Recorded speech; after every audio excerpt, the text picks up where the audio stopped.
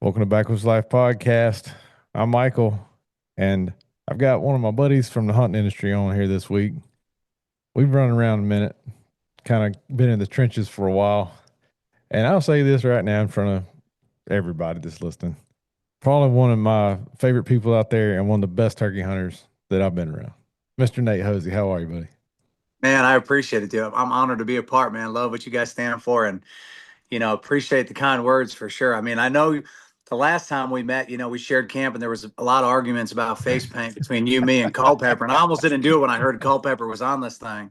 Um, you know what I mean? But I could Yeah. honestly say the same about you, man. Truly one of the most country certified greatest hunters and your entire team and what you guys stand for. When you reached out to have me a part of this, it was an honor, man. So I appreciate you having me, buddy. No, dude, like I said, it goes both ways, man. I know you and I've known each other for a long time now and kind of cut from the same cloth. I mean, you're north, I'm south. That doesn't matter though. Like people love the outdoors and love to hunt and everything in between. Like we're all the same people. I don't care where you 100%. And like a lot of people are like, man, they're from the South and like, man, I'd never move up north, this and that. I'm like, the only time people in the South want to be from the North is right now. Yeah. You know what Yeah. I mean? When you're down there in the scorching heat right now, we're Yeah. up here in the mountains and we at least got a little less humidity. Right. At some point that sounds a little bit appetizing at least. So man, it wouldn't be bad for a Dude, night to get some of that mountain air up there. I'm with you. Like right now we're at that part of the year, which actually for being June, it's not been terrible, but it's about to get Right. terrible. But it's that time of the year where like you and I were talking before we hit record.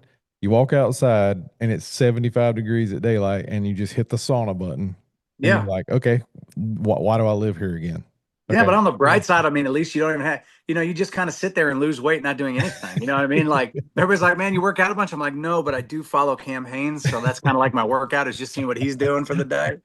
And Yeah. but out there in the South, man, you just walk out and I'm just like, I haven't done a thing and I'm sweating. Yeah, You it's know? bad. It's real bad. And we were over. Kevin and I were over at the hunting lease yesterday, day before, and we have figured it out in Georgia. What we have to do, we have to get up early, and when it's not hunting season, you really don't like to get up earlier than you have to. So Sure, yeah. we've learned, and I'm one of them too. Like this time of the year, and I know the daylight's crazier up where you guys are, but I mean it's daylight here at like 6 o'clock, and it gets dark at 9 o'clock. And Hmm. I'm one of them. If I wake up and it's a stitch of daylight outside, I'm awake. I don't know. Same I'm one. getting old. You know what I mean? That's just part of life, I guess. But I've learned the other day, I told Kevin, I was like, we've got to get up when we like at daylight, get on some of this stuff, get like filling feeders and stuff like that. I mean, Yeah, of course. Get it done don't before it gets to that uh, crazy hot. get done by 10 o'clock, and then we can get in the office, hop on our computers, knock some stuff out. Then evening time, go out there the last 2 or 3. Like we're bumping deer and turkeys everywhere we go. Like it just is what it is. But like it's They'll come summertime, they back. don't care. They got short memories right now. So They'll come back. yeah, and usually within 30 minutes of us going and filling a feeder up, they're back. So Yeah. stupid things. It's like Culpepper and the bumping brigade. I mean, before they kill a turkey, there's no telling how many they bumped. You know You what I mean? know. He's walking around his megalodon shining, no face paint. You know what I mean? No face paint. Just the bumping brigade, the paintless Just, platoon. yep. Educating turkey since day And one. look, they still do great. They Yeah, still they do still great. kill. They kill all them easy turkeys. Leave the hard ones for me and you, right? That's right, dude. You know what I mean? Something that needs a little bit of coaxing. Oh, that's hilarious. But oh, dude. Well, man, I usually don't script these things like I always say, just kind of like hanging out around the hunting camp and us talking. But I did want to give you an opportunity. We've never done a podcast together. To just kind of hit on your story. Like how did you get into hunting? How did you get to headhunters? Like give us a rundown of kind of how that you know your story, man. Yeah, man. So when I was 5 years old, my mom and dad, when they got married, they moved up to a small town called Montvale, and they were both from two small towns as well called Jessup and Archibald, but more like there was a lot more sidewalks there. Montvale was more dairy farms, and there wasn't a lot of sidewalks anywhere up here. And they moved up to Montvale. They wanted to get out in the country, and when they had me and my sisters, at 5 years old, my mom's dad was actually a huge hunter, Josh Lepre. And his friends down in Jessup, they used to call him the Grouse King. Like he was, big into upland bird hunting, grouse, woodcock, all that kind of stuff. And from a very big hunting town there in Jessup. My dad was not a hunter growing up. He did not hunt as a kid. His father didn't hunt, my grandpa. So when he married my mom, he was involved in some different businesses and he had a printing business. And some of his associates at one point said, man, you should come hunting with us sometime every Saturday, in the fall during season. We go over to a buddy Steve Jeanette's place. They release pheasants, they work bird dogs, and they hunt. And they kind of talk about business, but they spend the weekend together, and they made it a real nice thing. So my dad was like, "Oh, I really don't hunt or whatever." And my grandpa was like, next time they ask you, if it'd be all right with you, like we should go. Like, let's just go. Like, I'd love to go over and see what they got going. And my dad's like, "Yeah, man, absolutely." So my dad went all in. He bought himself a Ruger Red Label over and under. He bought me an Orvis cap gun, side by side cap gun that looked like the real deal. It had caps, fake shells. And at 5 years old, they started taking me over there. And right off the bat, I mean, I just fell in love with it. And it wasn't necessarily killing anything that I was in love with. I wasn't shooting anything anyways. I was just busting caps at everything that took flight. But I love being out there with my dad and with my grandpa and my uncle Dave, who would go, and all their buddies, and that camaraderie and working the bird dogs and seeing those dogs work and lock onto these pheasants and woodcock and grouse. And Mhm. it just became something that I looked forward to so much. And my dad would always say, whether it was perfect out or whether there was a foot of snow, like I was looking forward to it every single weekend. I was out there the entire time. Then they'd have a nice lunch. We'd meet at Jordan's for breakfast, have lunch afterwards. And it's just an atmosphere that I fell in love with, the idea of hunting camp, right? Like what these guys getting together and enjoying this time together. So my grandfather being a big hunter, then it transitioned into me going for whitetails with him, and obviously loved whitetail hunting. Actually, at the young age, I just loved like the coconut cream pies against the tree. What I mean, them tasty cakes. I fell in love with them Yeah. quick and realized that I don't understand how my whole lunch is gone and it's like 8:30. But I deer hunt with him, and really some of my greatest memories with my grandpa were out in the woods, and being out there hunting. So up until about I was 12 or 13, because we couldn't hunt legally in Pennsylvania at the time. They didn't have the youth program Mhm. until we were 12. You had to have your hunter safety course, all that stuff, and then you can hunt. And when I was about 13, my neighbors, Bob Casella, Butch Malatesi, they introduced me to turkey hunting. Mhm. I had gone one time with my man Buzz Frazier, a local legend here, and he had called me up a hen in the fall, and that was really cool, like the vocalization and all that stuff. But the second I got out there and heard a turkey gobble and saw that conversation and then work a turkey, and I'm like, oh, like that was insane to me. Like, I mean, I was like, I feel like I'm a pretty seasoned hunter now at 12, 13. And I'm like, I've seen my fair share, but man, that turkey Mhm. coming in strutting and spitting and drumming, I was like, man, I am like, Yep. I want to learn how to do that. Mhm. So I started practicing turkey calling, and became obsessed with it. I would watch every VHS that I could find, at that time. We're showing our age a little bit, but VHS tapes, and I have Mhm. cassette tapes. Matter of fact, I think I've probably still got one here in my hunting room here somewhere, one that I used to listen to. Like, it'd be like Lynch cassette tapes, and Mhm. I would listen to all these, and I would start to learn cadence and tone and a different kind of calling techniques. And then I go out in the woods, and my wife, we started dating when I was 14, Mhm. and we've been together through high school. There's a few bumps in the road, Mhm. here and there. There's a few bumps Oh in the yeah, road. I always it tell people happens. mostly due to her mistakes. You know what I Of mean? course, yeah, Yeah, of course. I had been walking that road to perfection. Yeah. But anyways, like I used to literally take her on dates on the four-wheeler or car. I'd see a flock of turkeys and I'd abort, bust them up, and I would call, not even to shoot them, just to call them all back in and mimic those hens and listen to the vocalization.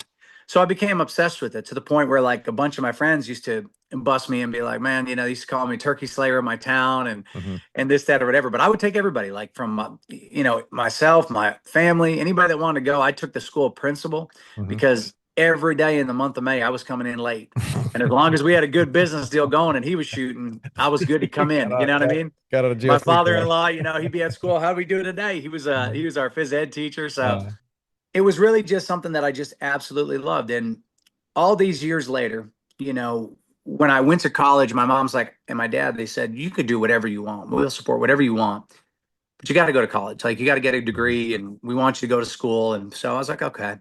And when I went to college, I actually went as an elementary education major. So I can mold young minds.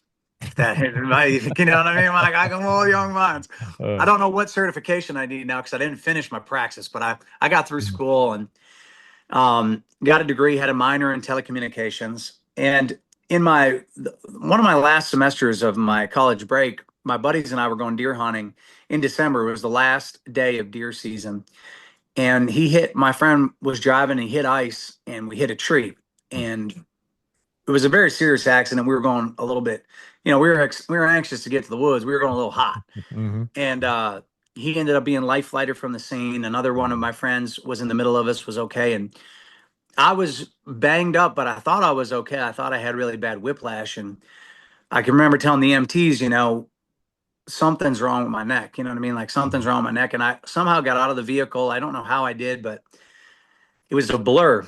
Ended up having what was called a type 2 odontoid fracture, and I had broke my neck. So when we got to Scranton, they were like, there's nothing we could do for you here because it's a very unstable fracture.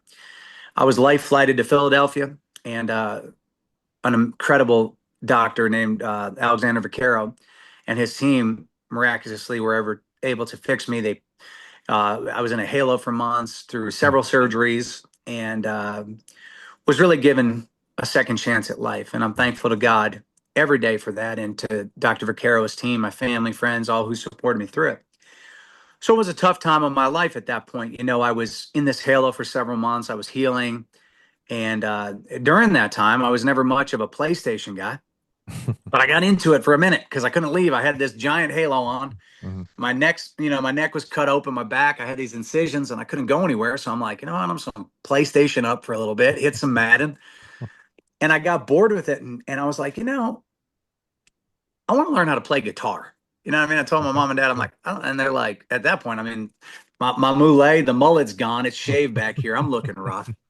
I'm looking rough. Of course, they're going to be like, yeah, man, let's try it. You know Yeah. what I mean? So they get me this guitar and I try it. And I'm like, okay, there's obviously no way I can do this. You know what I mean? Like, this is physically impossible to play Yeah. music. So kind of hung it up. And that was in December of 2003. And in August of 2004, my mom and my grandma had gone to get one of my younger sisters, Marla.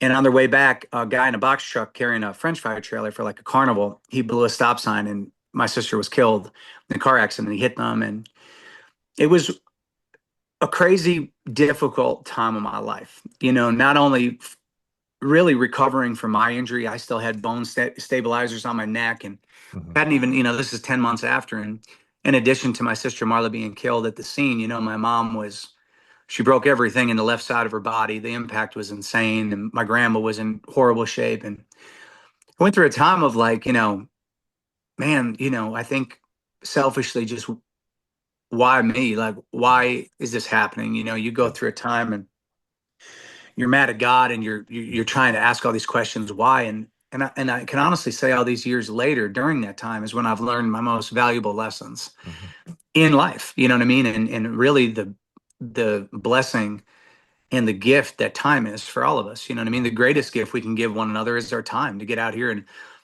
spread positivity and be a light for the world. Because through that time, right before she was killed, like a day or two before that, she actually picked up my guitar and on the top string, she played the beginning of Down on the Corner, boom, boom, boom, boom, boom, boom, boom. And it wasn't good. But I tell everybody it wasn't good. Like it Yeah. wasn't like I was like, wow, John Folk. Like it was like enough to where I was like, okay, I don't even know the people I'm living in this house with. How do you know how to play that? You know what I mean? And she's like, oh, my friend Tommy taught me. Mm-hmm.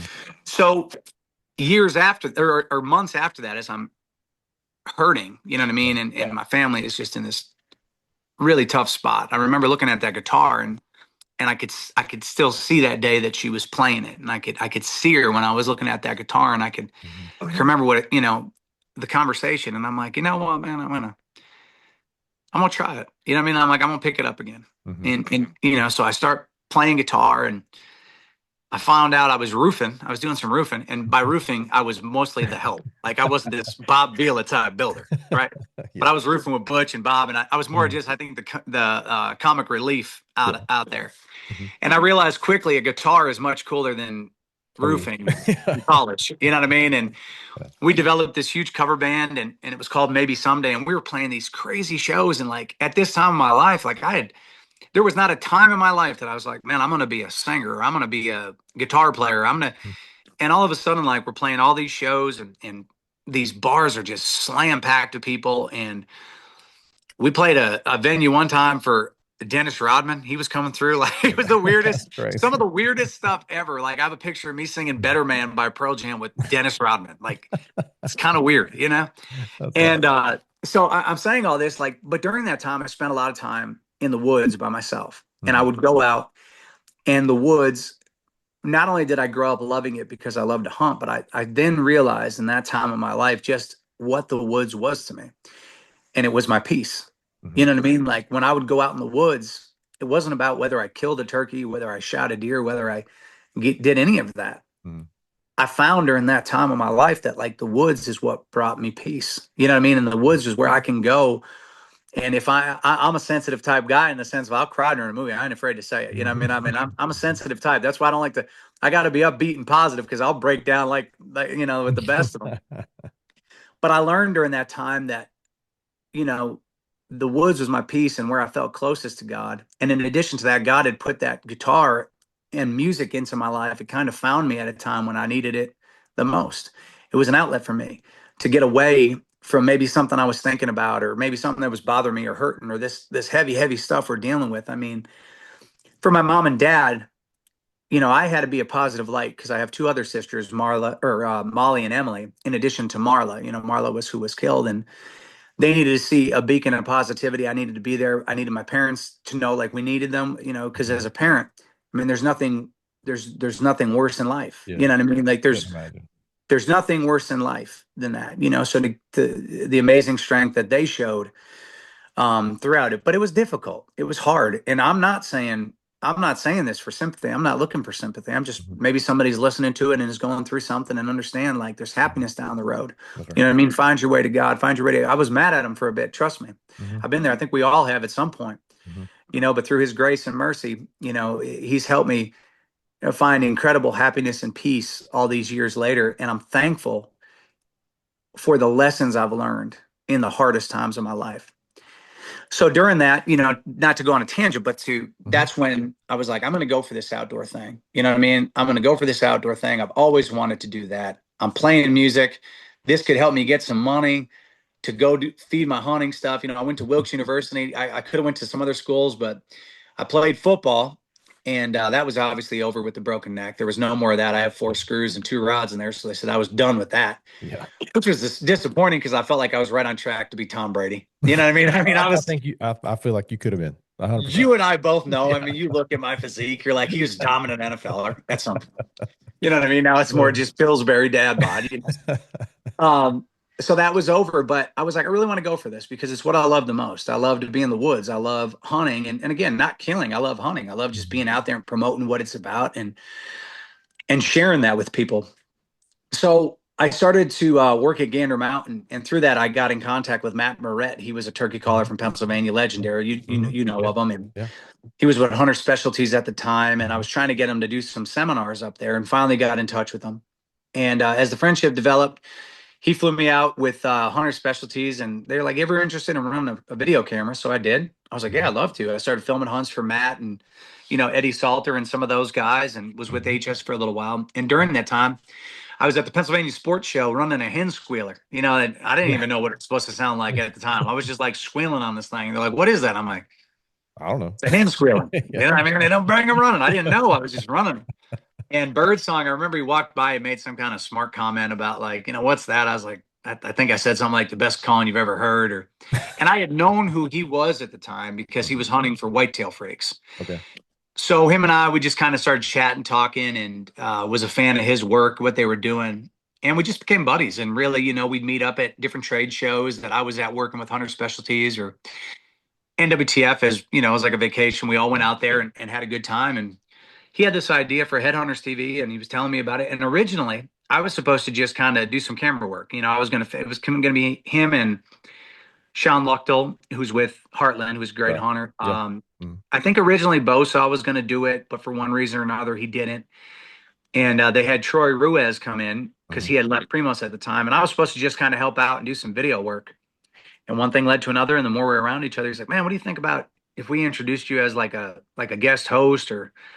And growing up the way I was like, "Man, I'd be honored to do it." Mhm. He took the crazy chance of the paint and threw me out in front of the camera, and here we are, basically getting ready to film our 17th season. That's on awesome. the Outdoor Channel. And it's been an amazing run, and the Mhm. success obviously is in the show and the team that we have. We're thankful for it, but it's in the impact, man. It's no different than what you guys have done with your platform. I mean, a Mhm. lot of people look at us and think, well, you're pro hunters. I'm like, I am not. Like No. maybe Jim Shockey, he's got the hat, Waddell, you know what I mean? But like, I get humbled way too Yeah. much to consider myself. I'm a promoter of hunting. You know what There I you mean? I'm go. a That's it. promoter, Yeah. but an animal will humble me the same. But what we are fortunate to do, and what we are blessed to do, no different than you guys, is spread positivity about hunting and the outdoors through the platforms that we Mhm. have. And that's been the greatest gift to me, is being able to go out there. It's not about a trophy or a deer, a turkey. To me, it's about impact and Mhm. giving back. Even when it comes to music, I don't look at music for a record deal. I don't look at it for a song on the radio. I look at it like I want to give to somebody what music gave to me, which is an escape. What is the outdoors to me? It's peace. It's getting out there. It's appreciating. It's God's creation. If you want to shoot a deer, shoot one. If you don't. Just go Right. out and enjoy it. Do what you want. I think that in one of my songs I wrote for the Woods, Why I Hunt, one of the lines, my favorite lines is, I can tell you, but you can't know. You won't know until you go. Right. And I encourage people all the time, just get out there. Go out Mhm. in the woods. You know what I mean? If you want to shoot at something, go for it. If not, there's Mhm. so much to be had in just being out there enthralled and lost amongst it. You know what I mean? Which I know Mhm. you can relate to. Oh, 100%, man. And you, everything you said, man, it's you, an awesome journey. Like, unfortunate at parts, but like you said, man, you got to go through stuff, and 100%. and people, everybody goes through stuff on totally different scales, different levels. But to me, I mean, we've all been in some dark places, and I don't know, man, same deal. I've had to check myself so many times. I've had hard conversations with friends and my Sure. wife, and get through things that you don't ever think it's going to happen. And Yeah. that's to me, when you go out and hunt like we do, that there's so much therapy out there. I mean, this was man, golly, it's almost 20 years ago now, pushing 20 years ago, when my first grandfather passed away.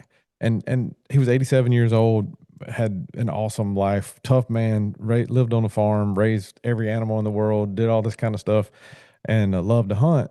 But I remember the day he passed away. It was September 15th. And so our archery season was in. And I remember the day he passed away, we're all, going through that. And my dad says, I want to go hunting in the morning. I need to go hunting in the morning. And so we get up, we get our bows, and I don't even know if I took a bow. I might have just went and sat with him. But we sat in the bow stand together. We didn't say a word the whole time. Like, we did not say one word. Yeah. I don't even know if we saw a deer. But it's almost like after we went and sat in the stand together, after my grandfather passed away, uh, we got down out of the stand. It's like, I feel better. Do you feel better? Yeah. It's just crazy because you just sit there and you get to process things. You get to see the world wake up. You get to see that the outdoors as God intended it when He made it all. Yeah. But It's not. self-therapeutic. You get away from the noise of Hmm. life.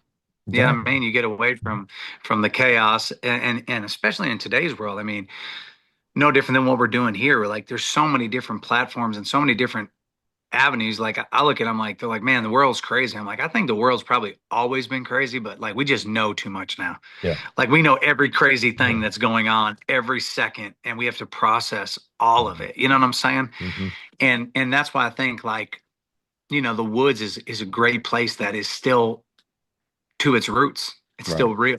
You get out there, and them woods, when you're in them deep woods or those deep hardwoods of Georgia, or listening to turkey, I mean, that's the same turkeys that gobbled, and the same sound that my grandpa or your grandpa heard, Yeah. or you see a buck grunting chasing a doe. Hmm. That's the same woods, the same way they saw it, and it's still so real and authentic. You Yeah. know what I mean? It hasn't been, messed around with by the chaos of the world yet. You know what Yeah. I mean? Yeah. Yeah. I mean, and granted, other than us hunters going in and making food plots and shooting lanes and all that, I mean, we do what we do. But you're right. I mean, you go out there and you hear that turkey gobble when you're sitting on that swamp bottom and he's roosted up in top of a big pine or something.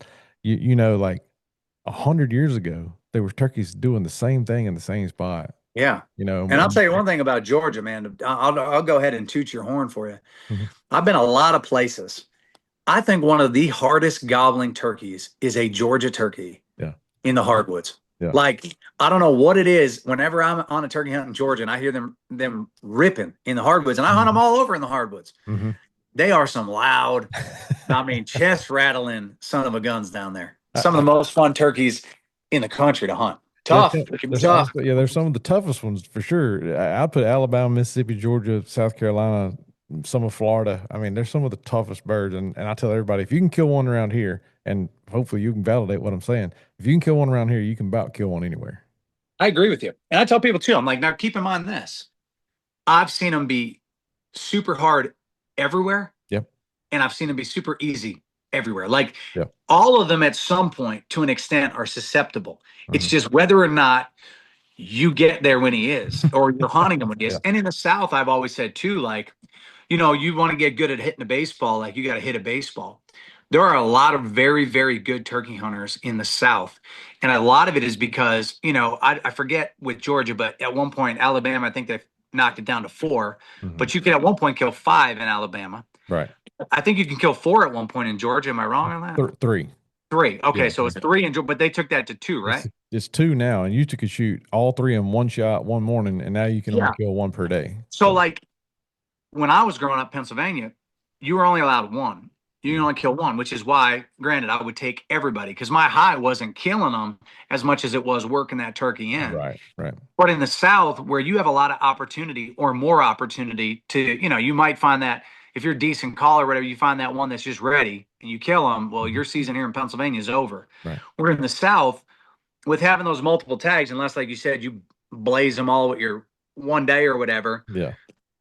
you've got that opportunity to get out there and see some more scenarios and Hmm. work some more scenarios. You know what I mean? If you see a good Hmm. deer hunter or turkey hunter, most of the time it's not just because they were born with it. Most of the time they were born with that hunting instinct, but they've done it. Right. They've made mistakes. They've learned. They've practiced woodsmanship and becoming a better woodsman. A lot of the great hunters that you see or that you meet. I mean, it's not like I just walked out, man. I just killed a 180. Like a lot of them, I mean, not that it doesn't happen because it Yeah. does. Trust me, I've seen Yeah. enough guys, and I'm like, he's like, man, I was first time out in the woods, I shot a 150. I'm Yeah. like, what? He's like, man, I Right. don't even hunt much. I borrow my uncle's gun. I'm like, well, it does happen, but most of the time, like I said, Yeah. in the South, you've got a lot of really, really good turkey hunters, Hmm. and I do feel like because they have the opportunity to get out there a bunch, or in the past, have, but Yeah. some of the best turkey hunters I've met in the world are from the South. Really, really, you guys got a strong hunting heritage and some amazing hunters down there. And I had a similar story to you, like getting into turkey hunting. I didn't turkey hunt grow up, and on our family farm, we didn't even have turkeys until I was Uh-huh. probably around 20 years old. And that's when we first Yeah, said, "Oh, there's one of those things lives here now," you know? yeah. What is And that? yeah, and literally we'd have one gobbler on the whole farm, and we'd hunt that one turkey and kill him or not kill him. That was it, you Hmm. know. But Yeah, my uncle took me for the first time, and I remember he had a Billy White box call, little hustling hen box call, yeah, and he took me out, and he old Purple Heart box. He just yelped on that box and cut a little bit, and man, I heard a turkey gobble, and I was like, well, that's pretty cool. He made that thing do that. And we didn't kill a turkey. We saw one gobbler at like 150 yards with a hen, and of course, Steve just old stubborn Eastern in the creek bottom. He's gonna stand there and gobble and strut, and yeah, his lady's going the other way, so we're out. But of course, that was day one, and we called a hen in, and the hen like walked right by my boot, and I thought that was the coolest thing in the world. Like yeah, I can do this, man. I can go. And I remember I bought my first mouse call. I think it was an old Night in Hell, like two reed call, not even a cut in it. Probably one of the yeah, hardest turkey calls ever in the world to run. And that's the one I said I'm going to learn how to mouse call at 15. And dude, it was terrible. But you want to do it so bad that you, like you said, play those cassette tapes, watch those VHS back in the day, throw a CD in, for people yeah, that even remember them things now. But you learn because like we didn't have YouTube, we didn't have anything. We'd go to a Walmart or Bass Pro or whatever store you could find and try to just learn from listening and watching. And I don't know about you, but it's hard to hear yourself with a mouth call, especially. Oh, You don't know what you sound like.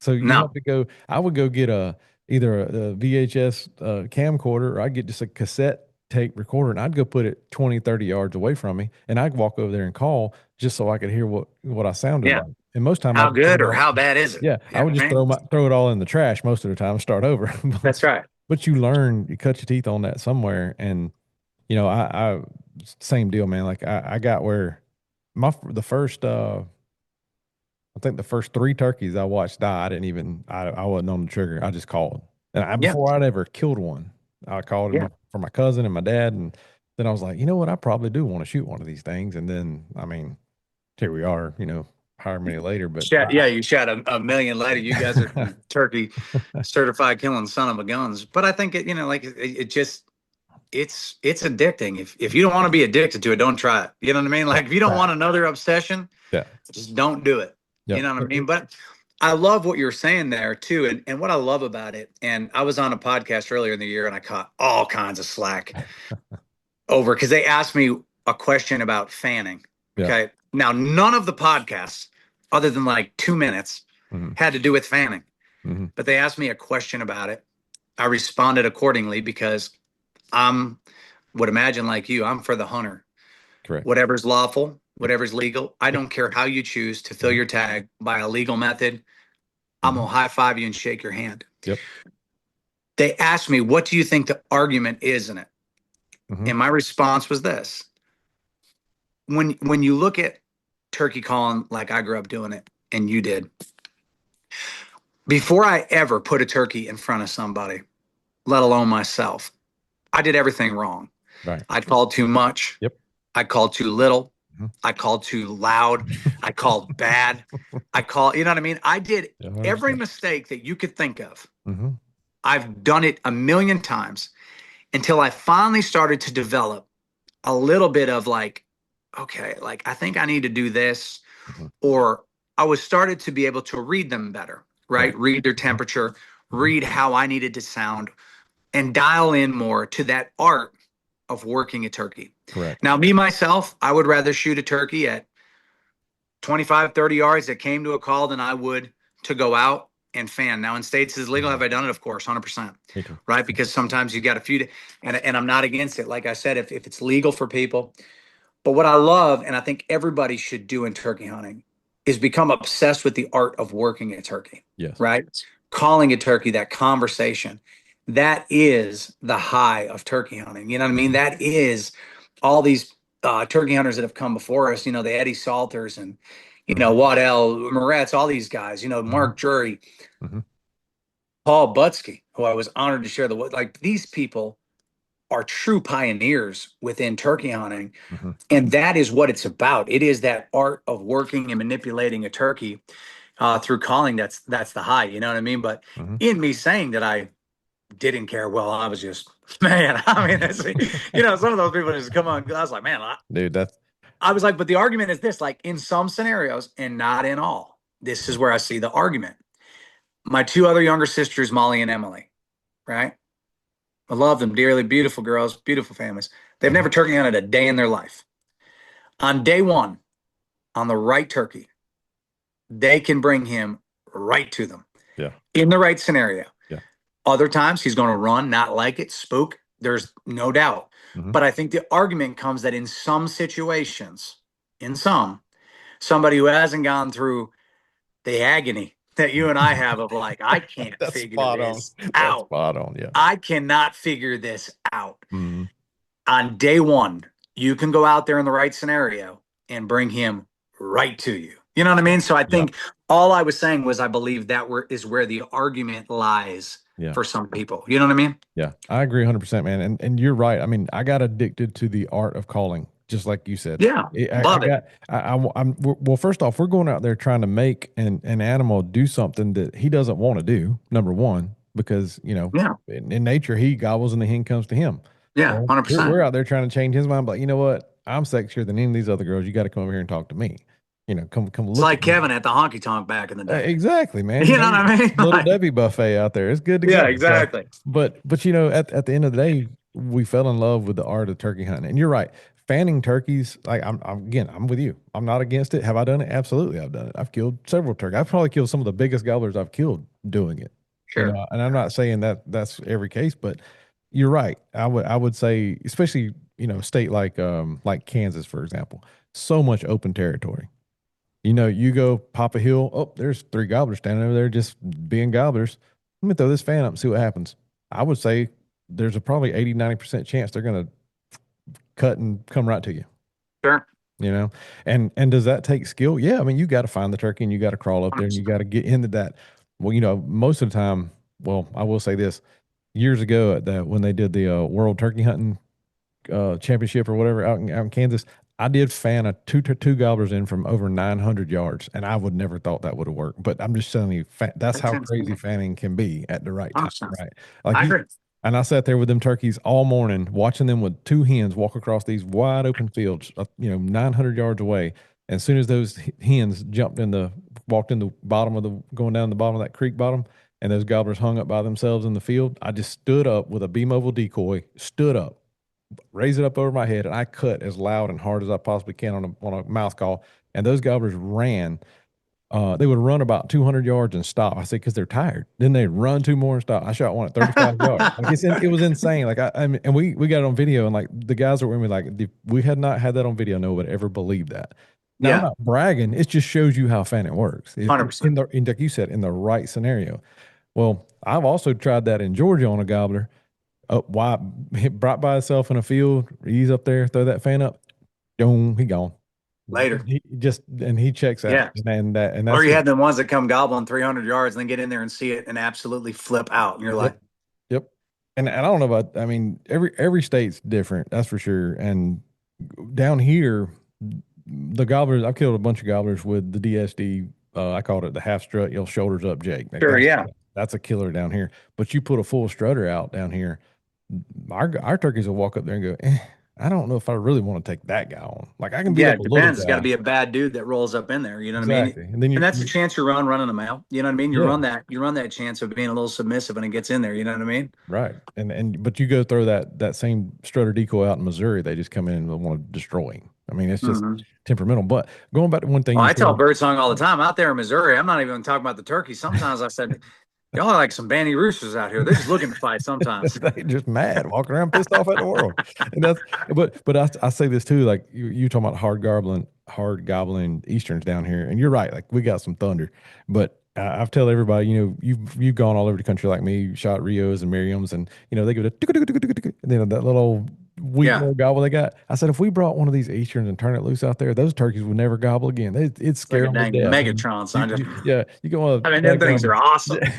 just get one of these massive, Easterns and put him out there with all those Rios. Either they're going to learn quick and gang up on him, or he's just going to make them all shut up. Oh That's yeah, how it works. there's some bad dudes down there, man. They're Yeah. fun turkeys to hunt. Oh, Fun turkeys.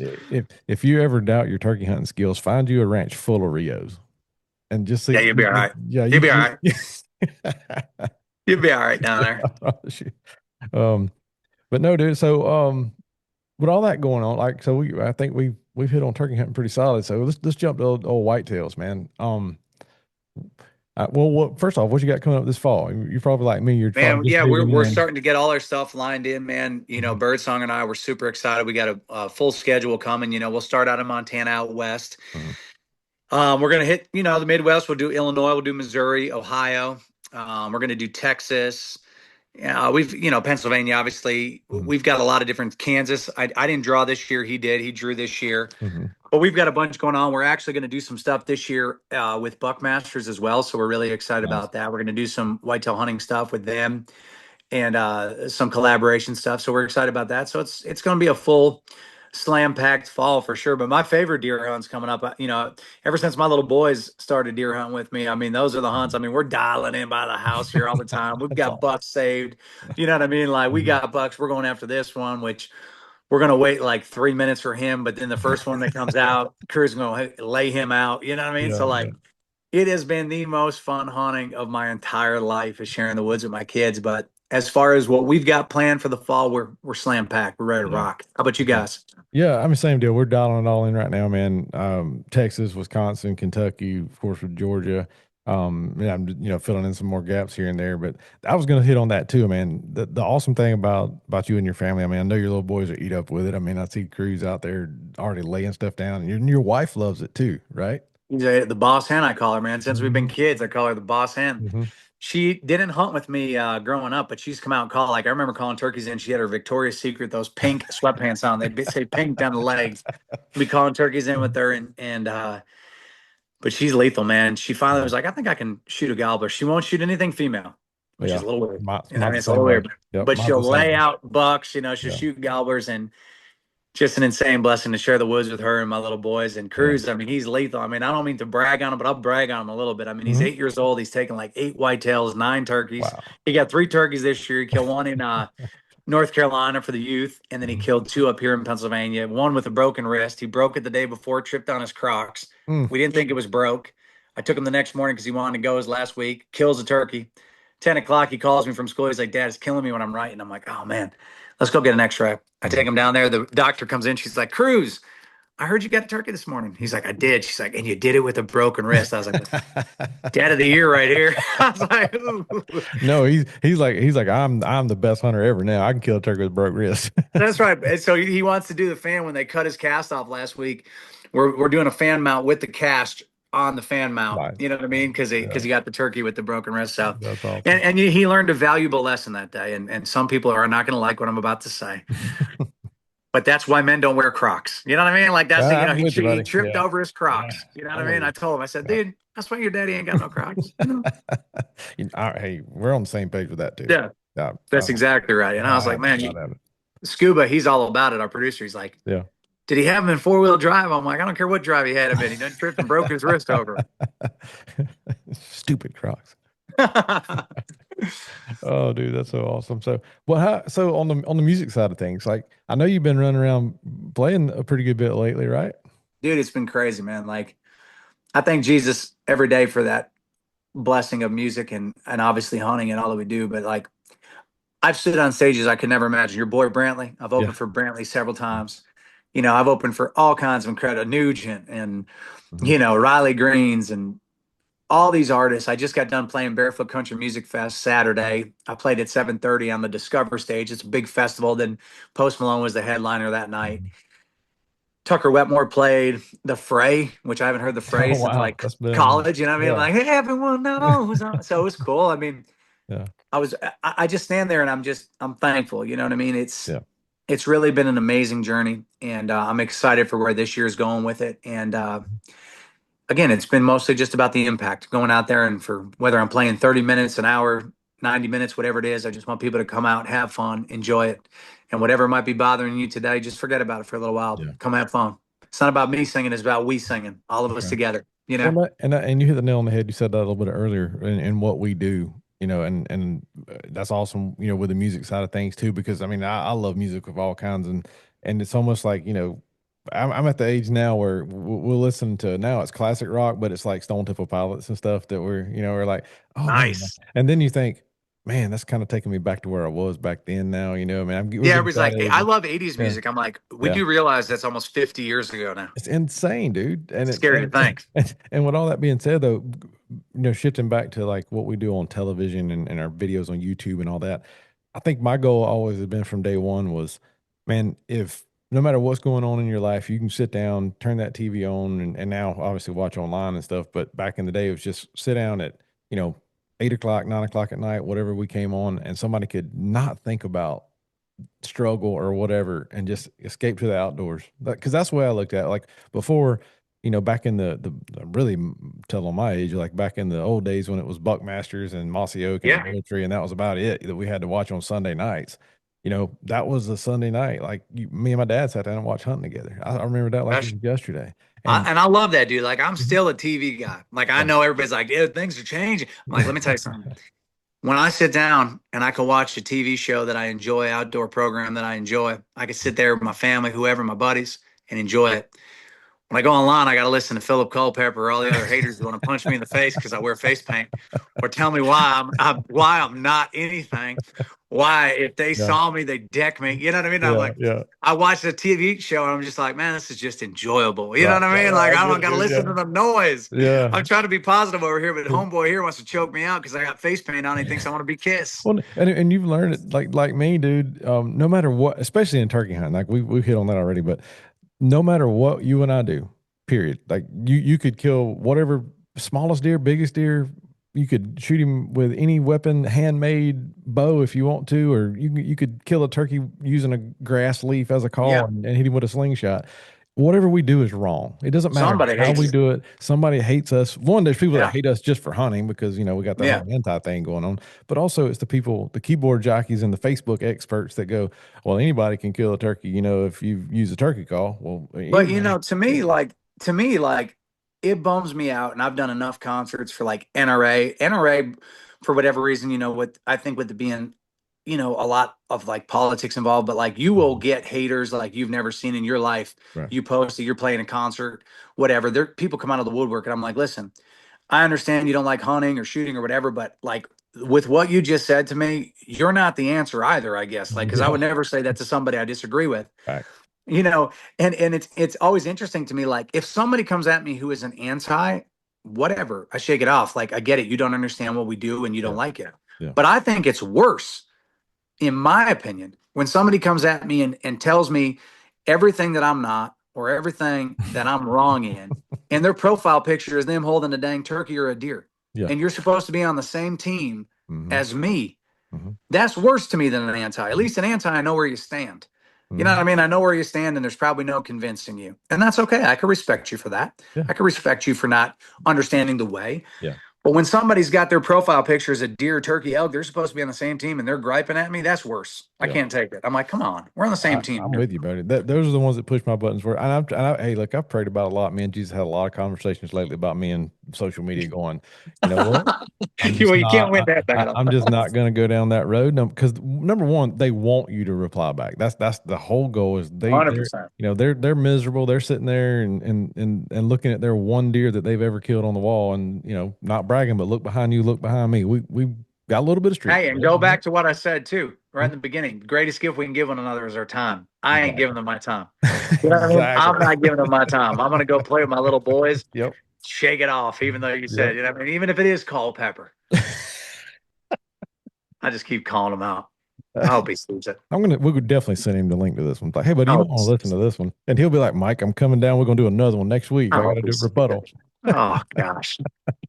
As soon as I see him, What we straight need to beats. do is I get both of you on at the same time. Next turkey season, we'll do a pre-turkey podcast. It's just be Clash of the It'd Titans. be like an episode of Meet the Kardashians. You know what I mean? Like it'd just be a nonstop fight.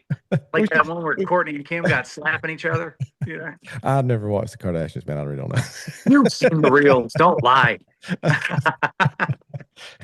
I try to use positivity in my Yeah, we got to life. get back. We derailed. We got to get back. We derailed. That's hilarious. Oh, dude, that's so awesome.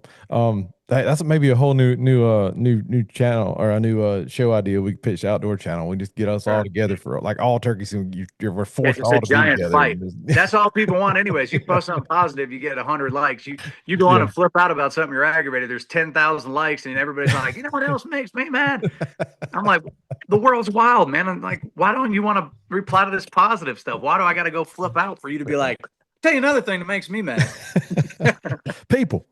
Yeah, I'm all about the good, man. I'm all about living life, No. having fun, being thankful for it. You know what I'm And saying? that's why I'm like I love you, death man, because like every time we cross paths, like always positive, always good mood. You know 100%. what I mean? Because like you said, life's too short, man. We're only here for a little while. Let's enjoy all this good And not stuff only that that, we you guys got. are some of the most authentic, real, incredible hunters and great for the sport. And, people I'm proud to call friends, you know what I mean? Yeah, yeah. And you guys have my utmost respect in all that you do. So it's always good to run into one another along the way. Yeah, man. And same here, man. And I know me and you've said it 100 times, but we have got to go turkey hunting together. I Period. say we do it this year, and I say we trespass on something with Culpepper's and I let him think we see us on oh camera.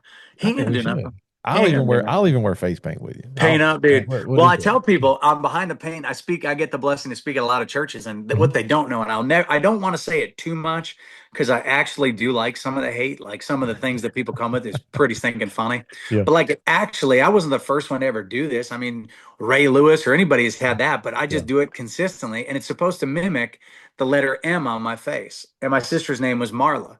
That's So awesome. like now on my Yeah. music logo, it's kind of like that. And although it's not obvious, like, oh, there's an M right there, Yeah. Yeah. it's like her.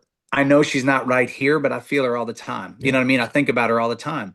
So when you see kids going as Halloween and different things, I had Mm. somebody send me one. He went as me for Halloween and had his sister as a deer laid out in the school hallway. I'm like, that's like right on the verge of too much. But literally, it was epic. And Yeah. like, So it's supposed to be an all like you watch the show Headhunters, like I'm not a villain. You know what I mean? Like I'm not on there with like this face paint saying I'm the greatest there's Yeah, ever been. Like it's just yeah. face paint. But I Mhm. actually love some of the hate and the fact that Culpepper doesn't like it. I'll do it till I'm 100. I don't care. Yeah, Whatever. You know what I mean? Just to get under his skin. that's just on purpose. Like it's a thing forever. I mean, it was going to That's be right. anyway, but now it's like, okay, Culpepper, you just validated it for me. Yeah, some days I'm like, man, and he'll be like, you did it without face paint. I'm like, I just want to show I can. Now it's your turn to paint up. It's your turn to paint up. Oh, that's awesome, dude. Well, man, I know we've been talking at it a while, but we'll kind of wind this thing down a little bit and Yeah, man. let you get back to the wife and kids today and have some fun out there.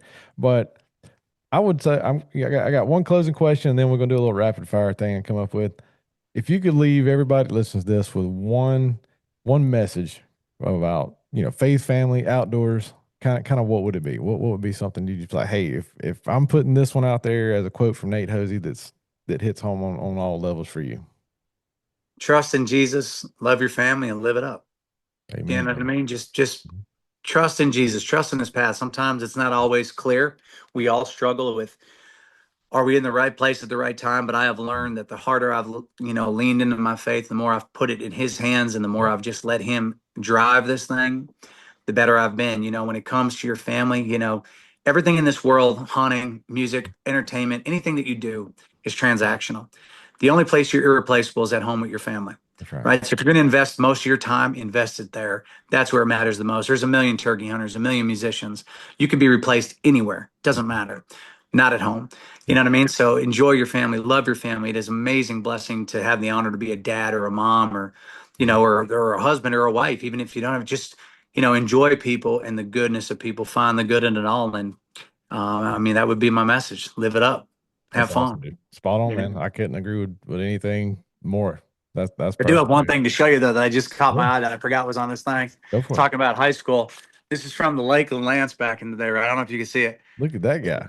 Look here. Look here. Women love them, turkeys fear them. Right? This is a school this is a school article that my wife had found and got it put on the refrigerator down here. It's like no bird is safe. There's simply no way for him to shake them turkeys off of his mind. You know what I mean? But yeah, is that not some funny stuff? No I face paint. Look at aerodynamic. look at What that the guy. heck? What Hey, the heck? Tom Brady, buddy. That was Tom I'm all Brady. grayed up. I'm all grayed up. Cruz is like, Dad, there's some gray hairs. I'm like, there's strands of wisdom, dude. Exactly. That's for every turkey I killed. That's what I tell everybody. Strands of Every one wisdom, of them. son. You know what I Yeah. mean? Strands of wisdom. All right, dude. Right quick, rapid fire. Bow or gun? For what? Yeah, you pick. Like, are we hunting turkeys? We're just hunting. You pick. Oh, That's so hard, dude. it's so hard. It's so hard. I'm gonna have to go gun. All right. Fair. Hey, respect. Um, favorite wild game meal? Man, I love I'd say my favorite wild game meal. I love anything wrapped in bacon with some cream cheese and jalapeno. So whether that's white-tailed turkeys, Hmm. duck, I feel like you can go any way you want with that, and it's Hmm. always going to be good. Spot And on. you can hit whatever elk, anything you want. Yeah. You wrap it in bacon, put some cream cheese and a jalapeno. We're rocking. Yeah. Nate's in the popper world, baby. That's That's right, it. baby. All right. And then you're like me. You've been on a lot of stuff that probably you never thought you'd ever be able to do. But what you still have a dream hunt left? I do. An Alaskan moose with the bow. Wow, yeah, perfect. Yep, That's Alaskan moose with the that'd be bow is fun right my. there. I almost got to go on it last year, and the area that my buddy was going to, they wouldn't allow commercial filming, Ah, okay. but it was going to be one that I was, and they ended up shooting a couple nice bulls. So Hmm. I'm hoping the next couple of years, but that's still my dream one to go get a big old Nice. moose with the Nice. bow. Yeah, that's up there too. I'm really on that page. One piece of gear you never hunt without other than face paint. One piece of gear, binoculars. 100% agree. Hawk Optics, shameless plug, right? That's right, baby. There ain't no shame there. I love them. That's right. Perfect. All right, last one. Favorite Bible verse. I'd have to say Genesis 27:3. You know, One second, which arm? Nope, wrong arm. Right there. there it is. Bang. So yeah, thank you, buddy. I appreciate your time, man. That's Shoot, I appreciate you, man. been an Appreciate the absolute pleasure. friendship and the time Yeah. for having me on. I wish everybody out there watching or listening, wish you all the best and have fun, be safe this fall and hunt them up.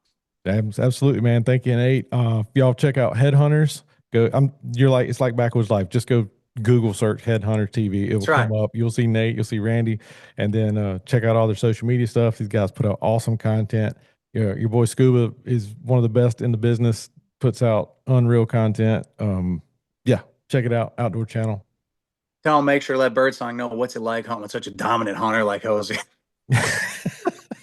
Everybody, we'll put Randy's email address on Yeah, the make sure to let description of Randy know. Man, it must be incredible hunting with a dominant hunter. So good. Thanks again, brother. Appreciate your Appreciate you, my time. friend. Wish you guys all the best. You too, buddy. All right, man. See you, buddy. Oop, hold on. Da, da, da, da. Hit the wrong button. Imagine that. Edit. We all good?